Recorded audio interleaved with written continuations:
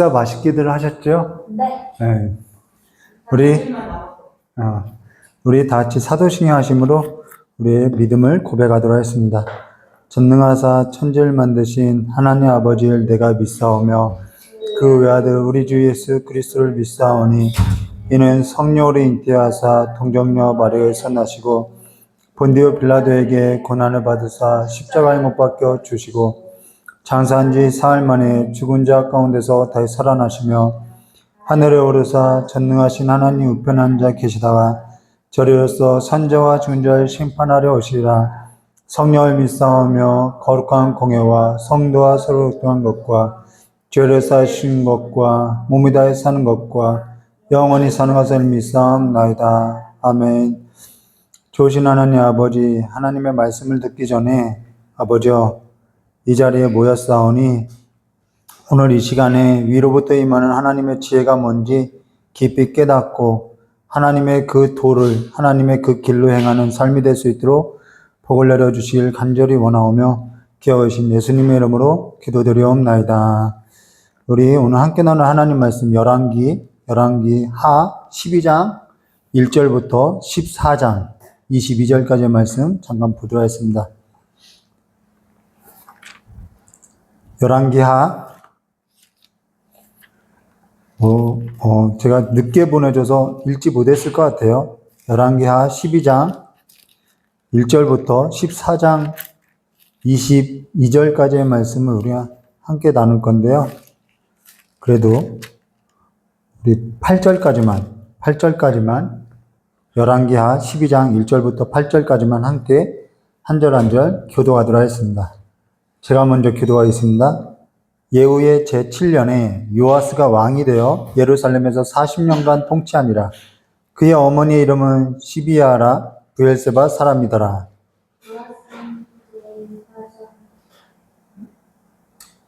읽으면 돼요. 열왕기하 12장 2절이죠. 2절부터.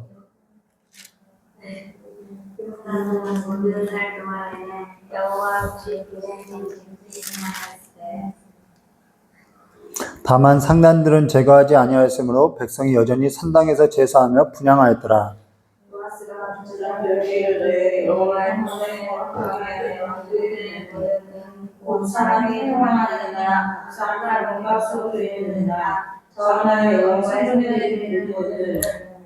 제사장들이 각각 아는 자들에게서 받아들여 성전의 어느 곳에든 파손된 것을 보거든 그것을 수리하라 하였으나 요아스 왕이 제사장 여호야다와 제사장들을 불러 이르되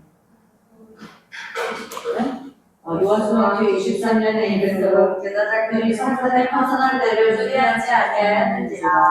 요아스 왕이 대제사장 여호야다와 제사장들을 불러 이르되 너희가 어찌 성전의 파손된 데를 수리하지 아니하였느냐.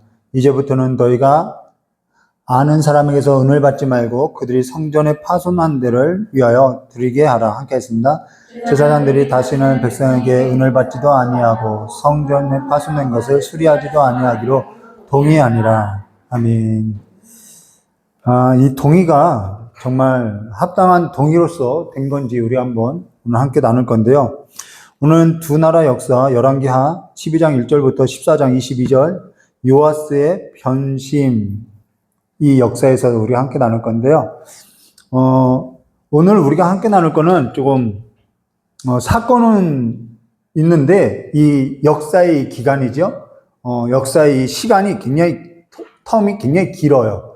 길게 잡혀 있어요. 근데 거기에 이제 사건이 하나하나가 중요해서 여러분 잘 보고 따라오시면 되겠습니다. 연도표 보내드린 거 그거 보면서 잘 따라오시면 됩니다. 오늘 우리가 나눌 거는 이제 예후죠. 예후의 그 반란부터 잠깐 언급할 건데요.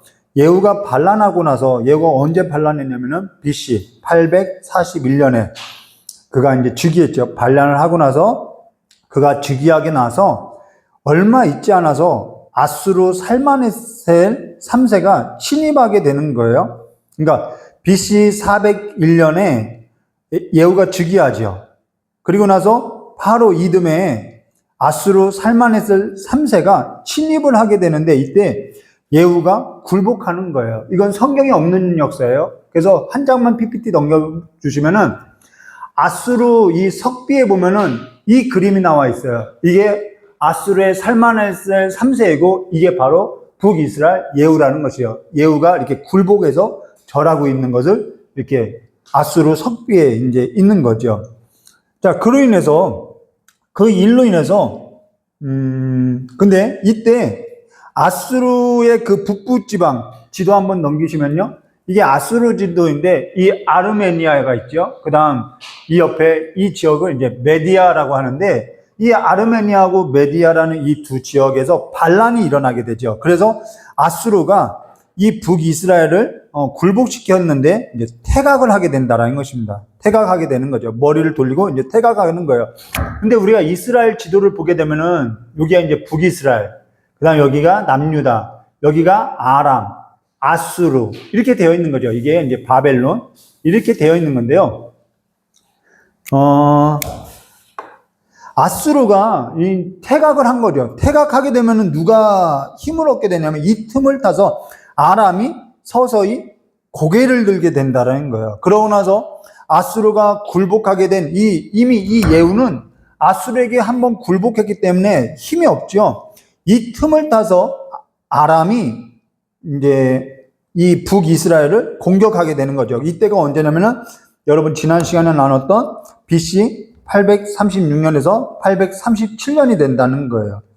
그러고 나서 예후는 BC 814년, 이제 시간이 한 20년 더 지난 거죠. BC 814년에 죽게 되고, BC 814년에 예후의 아들 여호아하스, 오늘 이제 예후의 아들을 보는 거죠.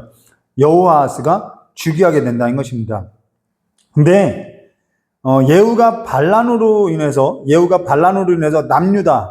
남유다도 아하시아도 이제 남유다의 그 아하시아도 다 죽게 되는 거죠. 그래서 아달랴가 841년에 아달랴가 즉위하는데 그가 바알의 세력을 끌어와서 자기의 권력을 행사하기 위해서 바알 세력을 끌어와서 자기의 그 권력을 강화하는데 이때 나머지 모든 사람은 이제 다 죽게 되는 것이죠. 다 죽이는 거죠.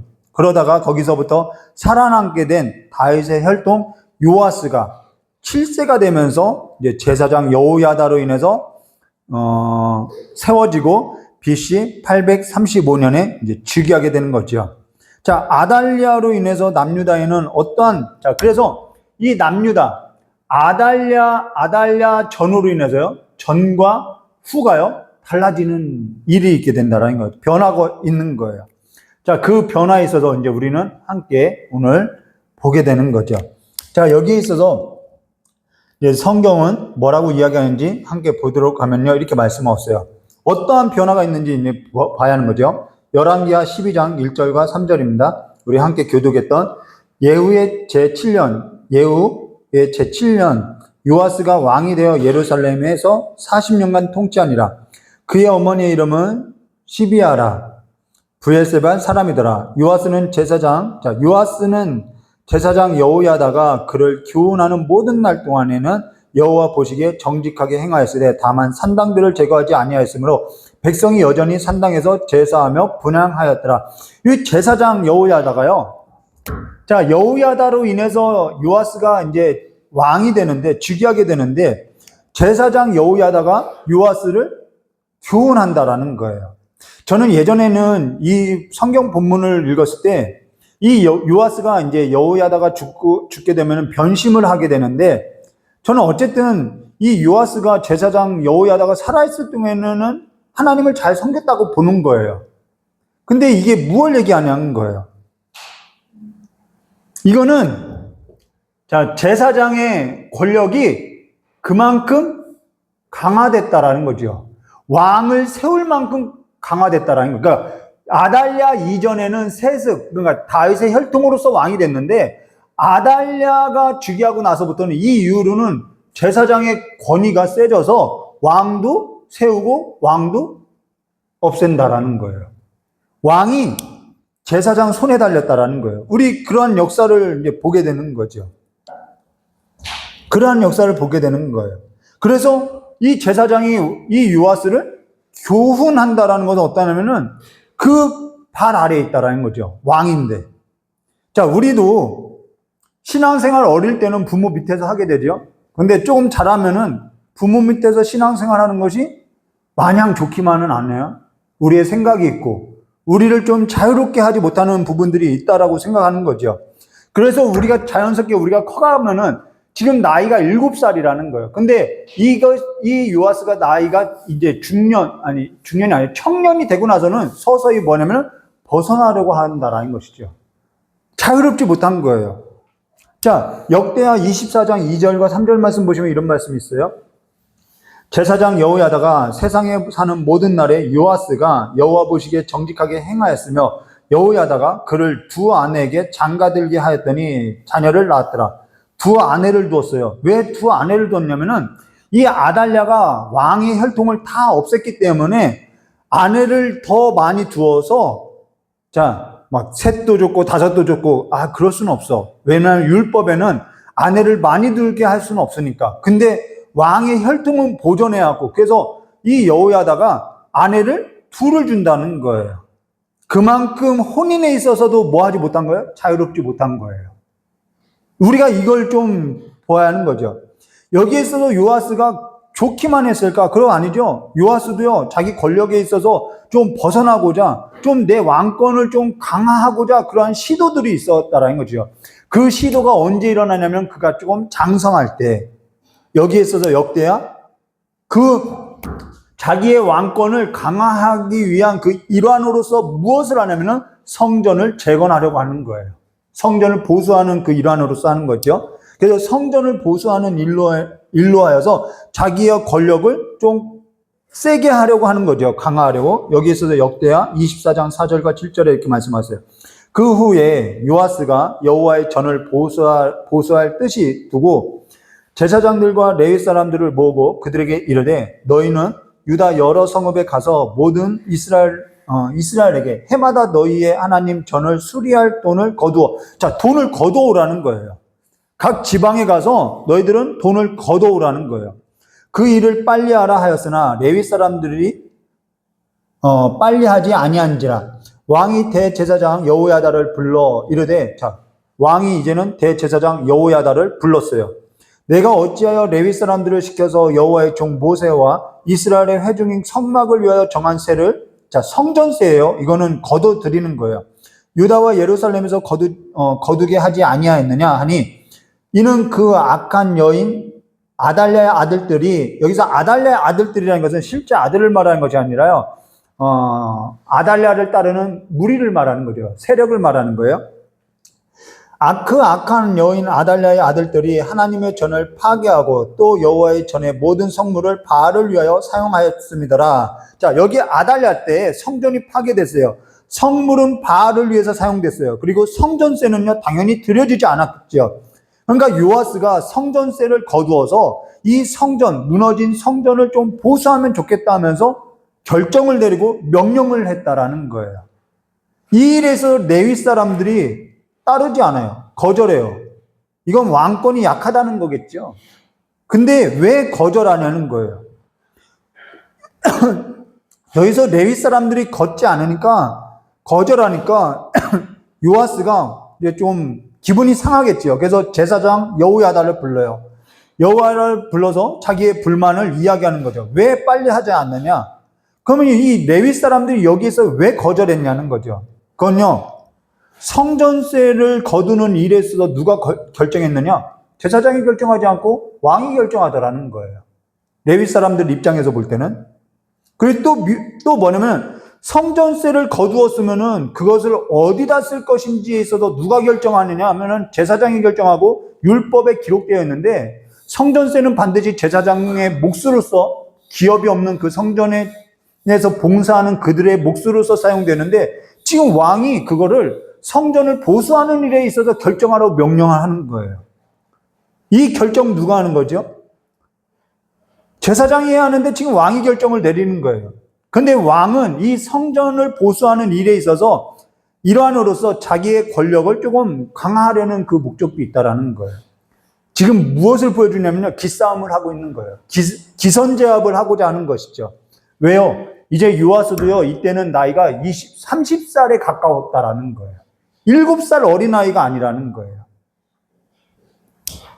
근데 여기에서도 레위 사람도 이 제사장의 성전을 중심으로 한 이 제사장 그룹도 호락호락하지 않은 거예요. 근데 뭐가 중요하냐는 거죠. 우리가 살면서 이러한 기선제압을 잡고자 하는 일이 우리의 삶 가운데 있어요. 묘한 감정들이 있어요.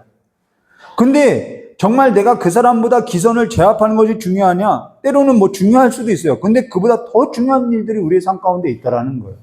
묘한 감정이 있죠. 내가 저걸 이겨먹으려고 하는 그 묘한 감정들이 있다라는 거예요. 그래서 요아스가 어떠한 결정을 내리냐면은 열왕기하 12장 4절과 6절에 이렇게 말씀하세요. 요아스가 제사장들에게 이르되 여호와의 성전에 거룩하게 하여 드리는 모든 은, 곧 사람이 통용하는 은이나 각 사람의 몸값으로 드리는 은이나 자원하여 여호와의 성전에 드리는 모든 은을 제사장들이 각각 아는 자에게서 받아들여 성전의 어느 곳에든지 파손된 것을 보거든 그것을 수리하라 하였으나 요아스 왕 제23년이라는 것은 시간이 꽤 지났어요. 이게 요아스가 841년에 즉위했는데 이때가 814년이라는 거예요. 요아스가 30살 될 때라는 거죠. 요아스 왕 제23년에 이르도록 제사장이 성전에 파손된 데를 수리하지 아니하였더라. 요아스 왕 제23년이라는 것은 그러니까 BC 812년, 정확하게 30살 된 때라는 거죠. 그러니까 이제는 어느 정도 싸워 볼만 하다는 거죠. 그러니까 그리고 성전 수리하는 것을 결정하고 명령한 것은 그보다 좀 더 이전이죠. 그러니까 BC 814년 정도, 그러니까 28살 정도 되던 해라는 거죠. 그래서 요아스가 이 명령에서, 이 결정에서 따르지 않으니까 어떠한 결정을 또 내리냐면은 열왕기하 12장 7절과 8절에 요아스 왕이 대제사장 여호야다와 제사장들을 불러 이르되 너희가 어찌하여 성전에 파손한 데를 수리하지 아니하느냐? 이제부터는 너희가 아는 사람에게서 은을 받지 말고 너희들 헌금 받지 말라는 거예요. 그동안에는 너희들이 성전세에서 직접 받았는데 이제는 그 성전세 너희들이 직접 받지 말라는 거예요. 이런 결정을 내린 거죠. 성전 파손한 데를 위하여 이제부터는 너희가 아는 사람에게 은을 받지 말고 그들이 성전에 파손한 데를 위하여 드리게 하라. 자, 성전에다 직접 드리게 하라. 제사장들이 다시는 백성에게서 은을 받지도 아니하고 성전 파손된 것을 수리하지도 아니하기로 동의하니라. 이게 동의인지 아닌지는 잘 모르겠어요. 그러고 나서 열왕기하 12장 9절에 제사장 여호야다가 한 궤를 가져다가 그래서 헌금함을 만든 거죠.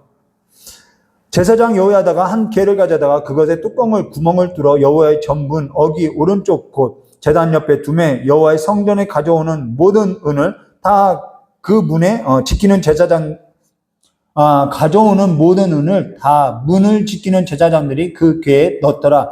자, 제사장들 그 궤에 넣고 다 그 궤에 넣어요. 그러고 나서 요아스가 무엇을 하냐면요, 그 드려진 예물을 누구에게 맡기냐면 제사장들에게 맡기지 않고 일꾼들에게 맡기는 거예요. 일꾼들에게 맡겼다는 것은 자기가 임명한 사람들에게 이 헌금을 맡겼다라는 것이죠. 여기에서 요아스가 자기 권력에 있어서 이제는 약간 뭘 얻어온 거예요? 약간 기선을 잡았다라는 것이죠. 그리고 제사장들의 이 성전 세력도 약간 뒤로 물러가게 됐다라는 것이죠. 이때가 BC 841년 예후가 즉위하고 나서 아수르가 814년인 것이죠. 자, 근데 BC 우리 다시 돌아가서 BC 841년에 예후가 즉위하고 나서 아수르가 들어왔다가 퇴각하고 나서 아람은 계속해서 힘을 얻게 되고 있어요. 그리고 이 사건이 있었을 때 BC 814년 예후가 바로 이때 이 성전의 사건이 남유다에 있을 때 이때 예후가 죽게 된다라는 거예요. 그리고 예후가 죽고 나서 그의 아들 여호아스가 즉위하게 되는데 이때 우리가 볼 수 있는 건 뭐냐면 아수르가 물러나고 나서 아람은 계속해서 강성하고 있을 때라는 거예요. 힘을 모으고 있을 때라는 거죠. 근데 예후가 자, 이제는 여기에는 예후의 아들 여호야스가 이제 다스리는 거죠. 자, 근데 예후가 살아있었을 때 어떠한 일을 했냐면 바알을 섬겼던 모든 사람을 죽이고 바알을 숭배하는 일을 금기했다라는 거예요. 그러면 여호아스는 그 다음 어떠한 정책을 펴야 하냐면은 당연히 여호와의 신앙을 펴야 하는데 그가 여호와의 신앙을 펴지 않고 혼합 정책, 여로보암의 길로 행하는 것이죠. 자, 그래서 여기에서 성경이 기록하고 있는데요. 열왕기하 13장 1절과 4절입니다. 유다왕 아하시아의 아들 요아스 제 23년. 자, 23년은 지금 남유다에선 성전이 보수하는 일로서 기선제압을 하고 있을 때라는 거죠. 요아스의 제 23년에 예후의 아들 여호야스가 사마리아에서 이스라엘 왕이 되어 17년간 다스리며 여호와 보시기에 악을 행하며 이스라엘에게 범죄한 느밧의 아들 여로보암의 죄를 따라가고 거기서 떠나지 아니하므로 여호와께서 이스라엘에게 놓아서 아람이 강성하고 있을 때라고 했죠. 그래서 늘 아람 왕 하사엘의 손과 그의 아들 베나닷, 이때 베나닷은 하사엘의 아들 베나닷 3세입니다. 그의 아들 베나닷 3세의 손에 넘기셨더니 아람 왕이 이스라엘을 학대함으로 여호아스가 여호와께 간구하며 여호와께서 들으셨으니 이는 그들이 학대받음을 보셨습니다. 자, 이때는 BC, 제가 연도가 껑충껑충 뛰어간다고 했죠. 이때는 BC 806년이라는 거예요. 벌써 또 10년이 흐른 때라는 거예요. 이 기사가. 그러니까 여호아스를 아람이 공격할 때는 BC 806년이라는 거예요. 여러분 이 지도 도표에 보면은 나와 있죠. 806년을 보면 될 것 같아요. 근데 여호야스가 이 아람이 강성할 때 누구를 의지하냐면은 여호와를 의지하는 거예요. 여호와를 의지하면서 여호와께 간구하는 거예요. 그래서 하나님께서 그 학대를 보시고 누구를 보내면은 구원자를 보내는 거예요. 구원자가 누구냐면은 아수르가 퇴각했지요. 그런데 하나님이 구원자를 보냈는데 그 구원자가 누구냐면 아수르라는 것입니다. 이때는 살마네셀 3세가 죽고 살마네셀 아들 아닷니랄이 3세라는 거예요. 이름이 어려워요. 자, 열왕기하 13장 5절과 6절. 여기서 구원자는 예수님이 아니에요. 여호와께서 이에 구원자, 이게 누구라고요? 아수르 아닷니랄이 3세예요. 이에 구원자를 이스라엘에게 주심에 이스라엘 자손이 아람 사람의 손에서 벗어나 정과 같이 장막에 거했더니, 여기 정과 같이 장막에 거했다라는 것은 어떠한 의미냐면요, 장막에 거하는 것이 좋은 뜻이냐? 그렇지 않아요. 여기서는 이들이 장막밖에 나가지 못했다라는 거예요. 그러니까 목숨은 붙어 있는데 마음대로 장막밖에 못 나가는 거예요. 왜요? 누가 무서워서요? 아람 사람이 무서워서요. 자, 그들이 이스라엘에게 범죄한 여로보암의 집의 죄를 떠나지 아니하고 그 안에서 따라 행하며 또 사마리아의 아세라 목상을 그냥 두었더라. 여기 구원자 아수르 아닷니랄이 3세가 하나님께서 이 구원자를 보내서 아람을 치게 했더니 아람이 이 북이스라엘에서 조금 퇴각하는 거예요. 숨틀만큼 살게 해줬다는 거예요. 그래서 이들이 장막밖에는 못 나와요. 근데 이들이 숨을 쉴만 하니까 또 무엇을 만드냐면 아세라 신상을 만들었다라는 거예요. 그래서 아람이 하나님께서 이것들 봐라 안 되겠네 하고서 두 번째 공격을 하게 하는 거예요. 두 번째 공격은 첫 번째 공격과는 다르다라는 것입니다. 자, 여호와께서 여호아스가 하나님께 간구했더니 하나님이 건져주셨어요. 근데 그가 다시 사마리아에 아세라 목상을 두었더니 이 아수르가 퇴각하고 나서 아람이 이제 아수르가 퇴각했죠. 그러나 아람이 다시 두 번째로 공격해서 치게 되는데 이때는 처음보다 더 강력하게 치는데 이때는 몇 사람 안 왔는데도 이 북이스라엘이 굉장히 고통스러워한다라는 것입니다. 자, 열왕기하 13장 7절과 9절 말씀이에요. 이게 아람 왕이 여호아스의 백성을 멸절하여 타작마당에 티끌같이 되게 하고, 이 글절이 이제 아모스가 인용해서 이제 설교를 하는 거죠. 마병 50과 병거 10대와 보병 10,000명 외에는 여호아스를 남겨두지 아니하였더라. 여호아스의 남은 사적과 행한 모든 일이 그 업적은 이스라엘 왕 역대지략에 기록되지 아니하느냐. 여호아스가 그의 조상들과 함께 자매 사마리아에 장사되고 그 아들 요아스가, 자, 여호아스 아들이 또 누구냐면 요아스라는 거예요. 남쪽의 요아스하고 이름이 똑같대요. 그 아들 요아스가 대신하여 왕이 되니라. 자, 예후의 아들 여호야스는요, 아람의 핍박으로부터 벗어나질 못해요. 자, 여기 군사를 제한했어요. 군사를 제한했다는 것은 사실상 아람의 지배 아래에 있다는 거죠. 그러고 나서 BC 798년 여호아하스가 죽고 그의 아들 요아스가 즉위하는데, 사실 이때 완전히 아람으로부터 지배를 받게 되는데, 요아스가 즉위할 때 누가 이때 BC 798년에 누가 죽냐면은 엘리사가 이제 늙어서 죽게 되는 거예요. 그래서 이 요아스에게, 이 북쪽 요아스를 불러다가 예언을 하는 거예요. 뭘 예언하죠? 화살을 가져와라 라고 하면서 동쪽 문을 열면서 화살을 쏘소서, 땅을 치소서, 이 예언을 하는 거예요. 그러면서 당신이 이 아람으로부터 벗어날 거라고 이야기하는데 땅을 3번만 치고 마는 거죠. 끝까지 쳐야 하는데, 붙들려면, 이 얘기는 뭐예요? 붙들려면 끝까지 붙들으라는 얘기를 하는 거예요. 이해되시죠? 오전 중에 이런 설교를 했어요. 광야라는 시간. 아무것도 없어요. 무의미한 것 같아요. 지금 이들의 삶이 아람의 그 속국 안에서 그냥 경건히 장막 바깥으로도 나오지 말고 겨우겨우 살아가요. 그냥 한 날 한 날 눈 뜨는 삶이 그냥 그런 삶이에요. 근데 그 광야 가운데 하나님이 함께 하시죠. 이들의 삶 가운데도 하나님이 함께 하셨어요. 근데 그 하나님을 보지 못해요. 이 화살과 활을 말하는 것은요, 하나님을 끝까지 의지하라는 거예요. 요셉의 활이 담장을 넘은 것처럼 그 이야기를 하는 거죠. 근데 3번만 치고 말아요.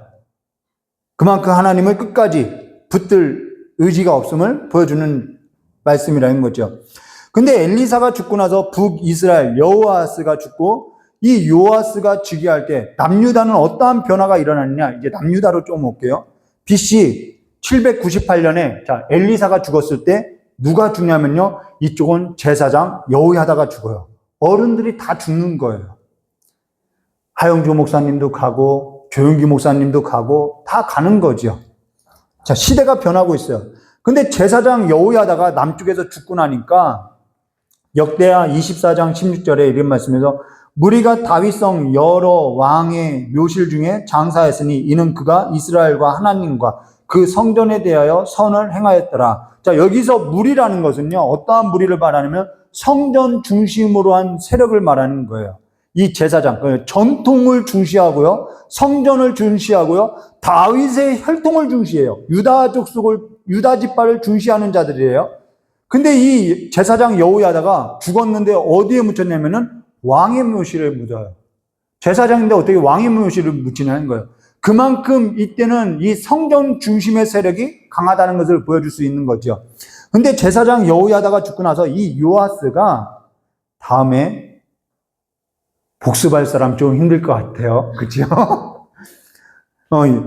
요아스가 역대하 24장 17절과 18절 말씀 보시면 이런 말씀이 있어요. 여호야다가 죽은 후에 유다 방백들이 와서 왕에게 절하매 왕이 그들의 말을 듣고 그의 조상들의 하나님 여호와의 전을 버리고 아세라 목상과 우상을 섬겼으므로 그 죄로 말미암아 진노가 유다와 예루살렘에게 임하니라. 자, 제사장 여호야다가 죽고 나니까 이 요아스가 무엇을 하냐면요, 유다 방백의 사람들을 말을 듣는 거예요. 유다 방백. 어찌 이런 결정을 내리냐는 거예요. 요아스의 이 변심이 어디서 왔냐는 거죠. 자, 유다 방백은 지방 호족을 말하는 거예요. 그러면은 왜 요아스가 이 유다 방백의 사람들을 왜 들었느냐면은 지금 자기의 그 이 성전을 중심으로 살아가는 이 사람들과 기싸움, 기선제압을 하는 데 있어서 유력한 사람들이기 때문에 받아들인 거예요. 요아스의 변심이 어디 있냐는 거죠. 그거는요, 성전 중심의 세력들을 견제하고자 지방 세력의 유다 방백의 사람들을 자기가 지금 유력한 자로서 직위를 주고 지위를 주면서 자기 사람으로서 지금 만들어 놓고 있다는 거예요. 임명을 하고 있다는 거예요.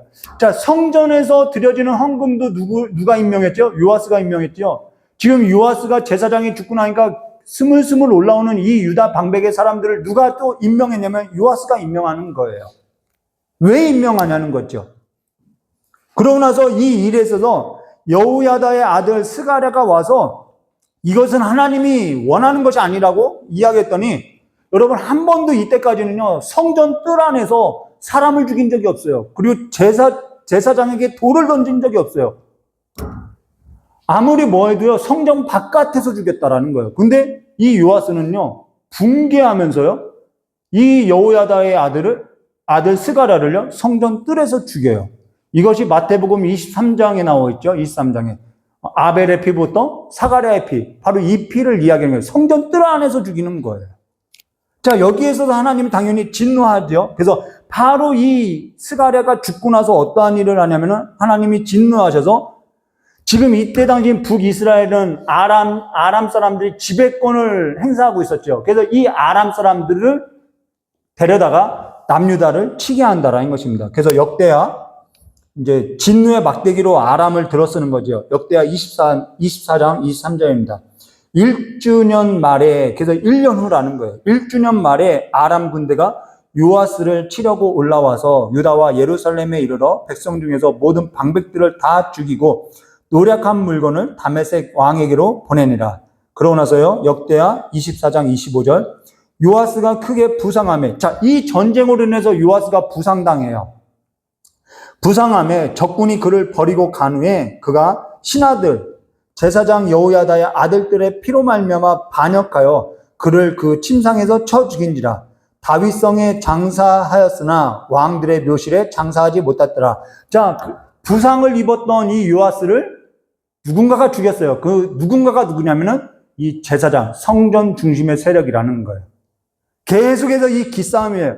그리고 나서 요아스의 아들 아마샤가 즉위하게 되는 거죠. 근데 성전 세력이 요아스를 죽였어요. 그러면 당연히 이 아마샤는 또 성전 세력하고 뭐 하는 거예요? 기싸움을 하겠지요.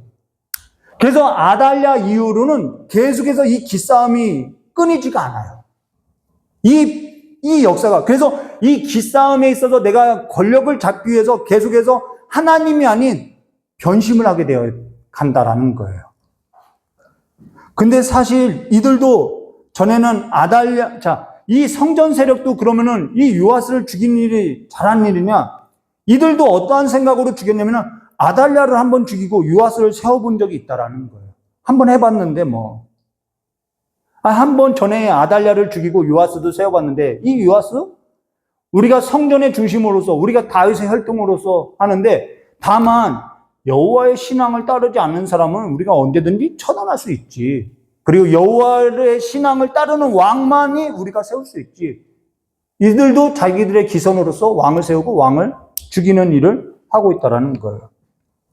한번 해본 일이잖아요. 쉽게 할 수 있다라는 거예요. 이 아달랴 이후에는 어떠한 변화가 있냐면, 남유다에서는 다윗의 혈통에 있어서는 혈통은 유지해요. 혈통은 유지하지만은 권력에 있어서 나를 따르지 않아 언제든지 누구든지 교체할 수 있어. 이런 일을 하는 거예요. 교회 안에서도 그러죠. 장로님과 목사님. 뭐가 중요하냐는 거예요. 근데 서로 기선을 가지고요, 싸워요. 그래서 말을 듣지 않으면은 서로가 내쫓고 서로 교회를 분열하는 일들이 일어나는 거예요. 내 마음에 조금 안 들어요. 이러한 기선 싸움이 우리 안에 있어요. 그러고 나서 요아스가 죽고 요아스의 아들 아마샤가 즉위하게 되는데, 아마샤도 성전 세력하고 갈등을 빚게 되는 거예요. 이러한 갈등의 구조 가운데 권력을 얻고자 기회를 보고요, 기회가 있으면은 언제든지 하나님의 뜻보다는 마음의 변심이 일어나고 행하게 된다라는 것이죠. 근데 사실 중요한 것은요, 누가 기선을 잡고 살아가느냐, 그게 그렇게 중요하지 않다라는 거예요. 한날 혼인 전에, 이제 저의 이야기죠. 혼인 전에 어떤 사람이 저에게 와서, 혼인하면은 초반부터 기선을 잡아야 한다고 이야기를 해줬어요. 그러면서 저도, 아니, 지금까지 연애하면서 한 번도 기선을 잡아보겠다고 생각한 적이 없는데 그냥 잘 살아왔어요. 근데 그 얘기가 제 마음 가운데 들어오니까, 그래, 초반에 좀 잡아야 할 필요도 있는 것 같아. 그런 생각을 가지고요. 이제 혼인하고 나서 이제 아침에, 아니, 저녁이죠. 잘 때 이불 좀 펴. 그랬어요. 한 번도 그런 적이 없는데 이불 좀 펴. 그래서 이제 누웠어요. 눕고 나서 목마른데 좀 물 좀 갖다 주지. 그랬어요. 그리고 나서 그걸 하다가 이제 이상하다고 느꼈겠죠. 그래서 왜 그러는 거야? 묻더라고요. 그래서 저도 좀 숨기지를 못해요. 그래서 사실대로 이야기했어요. 누가 그러는데 초반에 기선을 잡아야만 편하다고. 근데 그러고 나서 그냥 웃고 넘어갔어요. 근데 뭐가 중요하냐는 거예요. 그게 중요하나? 사실 불편하더라는 것이죠. 서로 불편한 거예요. 자꾸 그러한 제가 기선을 잡기 위해서 하면은 저쪽도 그 안에서 이제 반항하게 되는 거죠. 한 번쯤은 반항하게 되겠죠.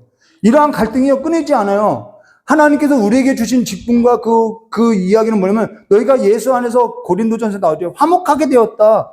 하나 되게 하였다. 너희들에게 화목하게 하고 화목해 하는 직분을 우리에게 줬다라는 거예요. 뭐가 중요하냐는 거예요.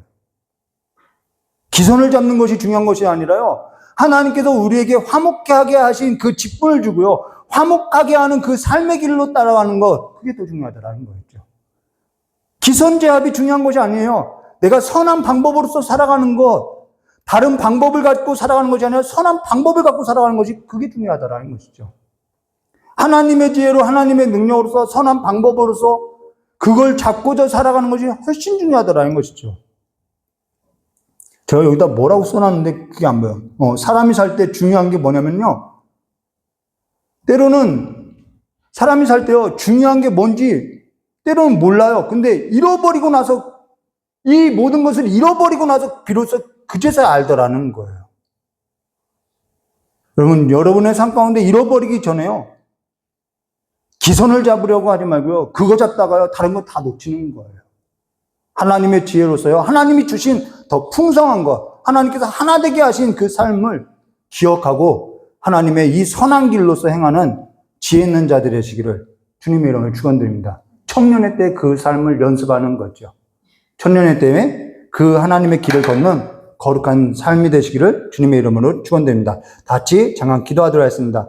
좋으신 하나님 아버지, 요아스가 이 역사 가운데 긴 역사였습니다. 이 긴 역사 가운데 그가 하고자 했던 그 한 가지가 뭐냐면은 선한 일도 아니고 성전을 보수하려고 했던 일도 아니고 그 밑바닥에는 자기의 기선을 잡고자 했던 그 삶으로 인해서 변심되고 심지어는 성전에서 하지 못할 일을 행하는 그러한 범죄를 저질렀음을 그가 선한 왕으로서 시작했으나 남의 밑에 있을 때 교훈받을 때는 그가 선한 왕으로서 사는 것 같아 보였으나 그가 그 삶에서 벗어나고자, 그 길에서 벗어나고자 할 때 그가 여지없이 무너졌음을, 그가 모든 것을 잃었음을 우리가 함께 보았사오니 이제는 우리가 하나님의 그 풍성함을 잃고 살아가는 삶이 아니라, 잃어버리고 나서 깨닫고 살아가는 삶이 아니라 하나님의 선한 길로 행하는 삶이 될 수 있도록 복을 내려주시길 간절히 원하오며, 우리 귀한 청년들의 삶 가운데 여러 가지 일을 만날 때